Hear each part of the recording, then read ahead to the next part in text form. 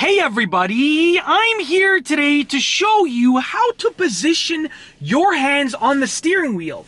In this video, I'll be going over 3 simple hand positions for the steering wheel, and I'll tell you which ones I prefer, my first most favorite, my second one that I prefer, and then the one that I use the least, and I'll tell you the reasons behind those decisions too. Now let's get right into it. I'm going to try and keep this video relatively short and sweet.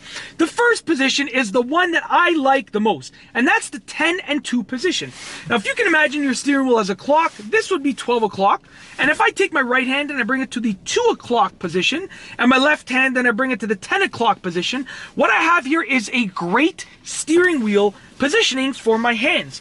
Now you can see it allows my hands to fully grip around the wheel, and what I would recommend is having a firm grip on the wheel. You're not like really trying to rip the wheel off, but you're trying to have a firm grip on the wheel but loose arms. So you want to grip the wheel firmly so that you can move it like this, but you want to have loose arms. Now this allows you to do a few different things. You can use hand over hand steering with this method, okay? You can also do push-pull steering with this method, very simple. Okay, you can swerve to one direction or the other, okay? You can make little curves in the road, you can take turns with this hand positioning, and you can just generally stay in a straight line. It's a nice, well-balanced hand positioning, so you can stay in a straight line when driving in a lane, okay?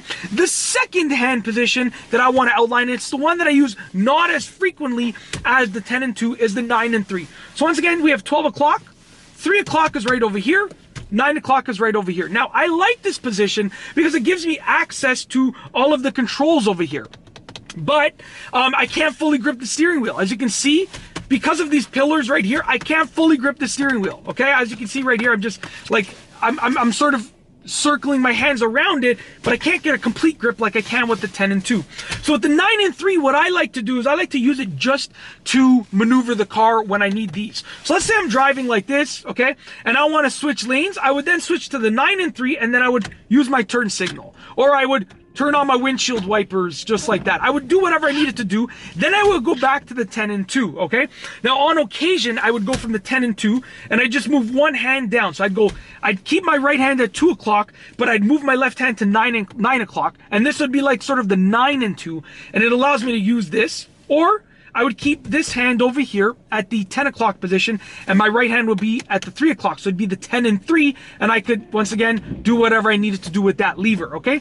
So that's the second position, the 9 and 3, and I showed you how I alternate between them. And the third position is one that I actually just recently started taking on when I started driving this car. And that is basically the 4 o'clock and 8 o'clock position. Now, the 4 o'clock and 8 o'clock position is a nice relaxed steering position. And I use this very rarely when I am just cruising in one lane for a long time. So let's say I'm driving on the highway, there's a lot of traffic, so I know I'm not going to be switching lanes, passing any cars or anything like that. I'm pretty much just driving in a lane at a relatively slow speed, not making any turns. I'm not exiting off the highway for a while.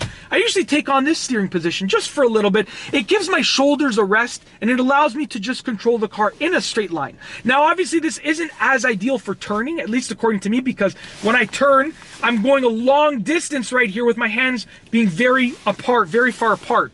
Whereas when I'm turning like this, my hands are close together, so I can use them wherever I need to, if I need to make a turn and so forth. If I need to turn back or swerve or anything like that, I can use them.